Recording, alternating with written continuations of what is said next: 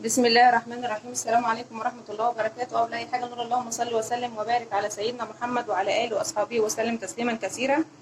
ازيكم يا حبايبي؟ عاملين ايه؟ وحشني، بقالي يومين ما بعملش حاجة، فقلت النهاردة أطلع. وحشتوني، ما قدرتش أقعد أكتر من كده من غير ما أعمل حاجة، فقلت لازم أطلع أعمل لكم أي حاجة، وإن شاء الله حتى لو حاجة بسيطة. فنريح شوية من أكلات العيد، قلت أعمل أي حاجة كده تنفع كده بكوباية شاي وأنت قاعدة، حد جايلك ولا حاجة اتصل عليك قالك أنا جايلك، تقومي تعمليها بسرعة، تعمليها لولادك، حاجة بسيطة جدا بمكونات اقتصادية جدا جدا جدا. حاجة كده يعني مفيش فيها أي تكلفة، وعملتي طبق جميل جدا فيه حلويات حلوة جدا. ويلا بينا قبل ما نروح بقى نشوف احنا عملنا الحاجات دي ازاي. اقول لكم ما تنسوناش باللايك وبالشير وبالسبسكرايب في مطبخ ام مصطفى. ولو اول مره تشوفونا يا ريت تفعلوا زر الجرس يوصلكم مننا كل جديد.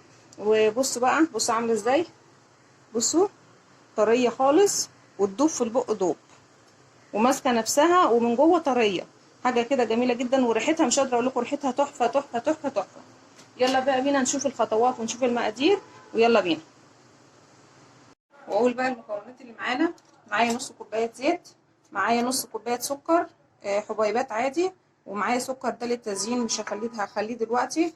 معايا معلقه صغيره بيكنج باودر، معايا معلقه صغيره كاكاو خام، معايا بيضه، ومعايا كيس فانيليا. تمام.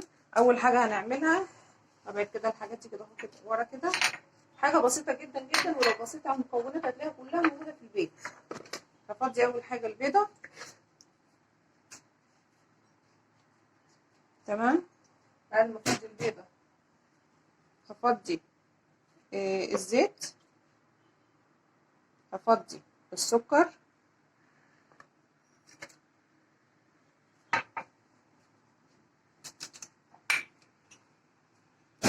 هفضي كيس الفانيليا، هفضي رشة ملح، رشة ملح صغيرة جدا، وهضرب المكونات دي كلها كده مع بعض لحد ما السكر يدوب خالص خالص ويندمجوا مع بعض. يبقى انا حطيت ايه؟ حطيت بيضة، نص كوباية زيت، نص كوباية سكر، رشة ملح، كيس فانيليا. هدوبهم مع بعض جامد، وبعد كده بقى نرجع نشتغل. تمام كده، هدوبنا كده السكر مع الزيت مع البيضة مع رشة الفانيليا مع كيس الفانيليا مع رشة الملح. دلوقتي بقى هبتدي انزل بالدقيق حبة حبة. دول كوبايتين دقيق، بس انا ايه، أنا مش هحطهم كلهم مرة واحدة، يعني هحط حبة حبة.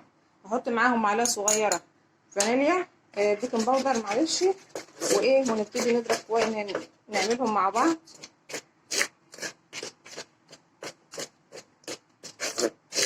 جماعة كل سنة وانتم طيبين، خلاص كلها يومين بالظبط ويبقى العيد ان شاء الله. كل سنه وانتم طيبين. طبعا هنفضي كده الدقيق حبه بحبه.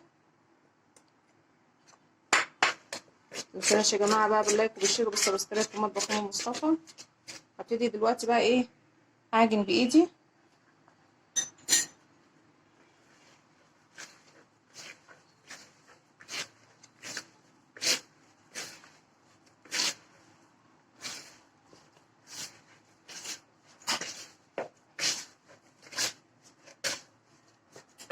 ابتدي احط حبه دقيق كمان. انا بحط حبه حبه عشان انا عايزاها عجينه طريه، عايزاها عجينه طريه، مش عايزاها عجينه ناشفه. قشطه بسيطه جدا جدا، مفيش فيها اي حاجه، يعني كل حاجه موجوده عندك في البيت. تقدري تعملي تحليه بسيطه، مكونات اقتصادية، بسكوتات بقى تسميها زي ما تسميها، حاجة بسيطة كده تاكليها مع كوباية شاي. يفطروا بيها الصبح، الولاد يفطروا بيها ياكلوها كده وهم قاعدين. مكوناتها بسيطة جدا جدا، وكل حاجة في البيت. يعني أنا دايما باجي أعمل الوصفات بدور على الحاجة اللي هي ما تكونش إيه مكلفة على ست البيت، لا تبقى حاجات بسيطة موجودة عندها في البيت. أنا كده خلاص مش هحتاج دقيق تاني. أنا خدت تقريبا كوباية ونص، دول كانوا كوبايتين، انا خدت تقريبا كوبايه ونص. بصوا عامله ازاي اهي.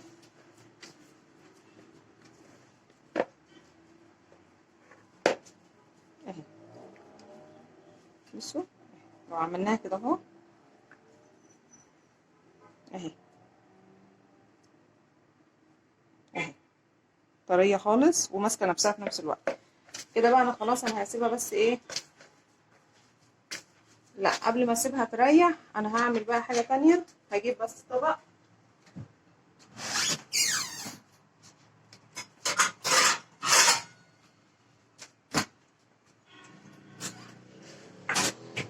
هقسم فيه المكونات بتاعتي، هقسمه 2. تمام.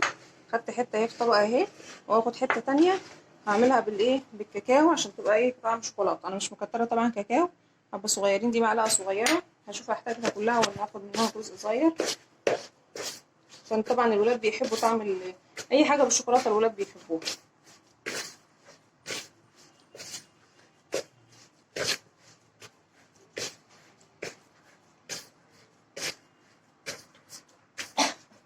ودلوقتي خلاص اهو احنا عملنا حته بالكاكاو بقت بطعم الشوكولاته، والحته العاديه بالمكونات العاديه، ومعانا السكر بقى اللي هو الناعم، حبيبات ناعمه يعني، حبيبات مش خشنه ومش مطحون، بس حبيبات ناعمه.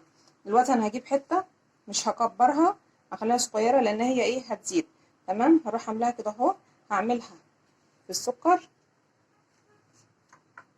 اهي، وهمسك غطا وهقعد اعمل كده اهي الشكل زي ما انتم شايفين كده. احطها في الصينيه وهمسك غيرها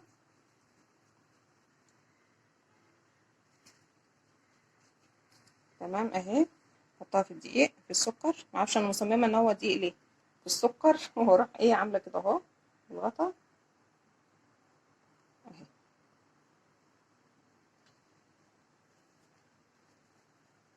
بسيطه جدا مفيش فيها اي حاجه، سهله جدا جدا جدا جدا اهي. احطها في السكر، الحمد لله المره دي متلخبطتش قلت سكر، واروح عامله بالغطا كده اهو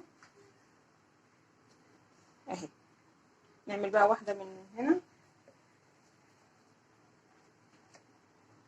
طبعا وسعوا المسافات في الصينيه، بص انا في الصينيه عامله المسافات ازاي علشان خاطر هي لما تنفش شويه ما يلزقوش في بعض اهي. نفس الطريقه هحطها كده في السكر واروح عامله بالغطا، غطا بقى شوكه لو عندك الاشكال اللي هي بتاعت الكوكيز دول والحاجات دي ممكن تعملي بيها وكده. انا بقى ايه هخلص بقى الكميه كلها وهوريها لكم قبل ما احطها في الفرن. ودلوقتي ده بعد ما خلصناهم اديكم شايفين المنظر اهو، عملت ده في صينيه وده في صينيه. دلوقتي انا كنت مولعه الفرن طبعا على درجه حراره 180، هحطهم في الفرن. هما مش هياخدوا ان شاء الله 10 دقايق او ربع ساعه، وهطلعهم واوريكم شكلهم عامل ازاي. ودلوقتي اهي بعد ما طلعت اهي زي ما انتم شايفين كده، ما خدتش في الفرن 10 دقايق وطلعت اهي اهي. هنغرفها بقى في طبق التقديم ونوريكم بقى الشكل النهائي. ودي بقى البسكوت بتاعنا او الكوكيز بتاعنا او الحلوى بتاعتنا او اي حاجه عايزين تسموها تسموها، حاجه بسيطه ومكونات بسيطه من البيت، من غير اي تكلفه، من غير اي تعب، من غير اي مشقه، موجوده معانا في البيت. عملت حاجه حلوه لاولادك، كوبايه شاي ياكلوها انت كده وانت قاعده كده، اي حد جايلك ولا حاجه تقدميها له، وبألف هنا وشفا على اللي ياكلها. واقول لكم في نهايه الحلقه ما تنسوناش باللايك وبالشير وبالسبسكرايب ومطبخ ام مصطفى، واقول لكم كل سنه وانتم طيبين، والسلام عليكم ورحمه الله وبركاته.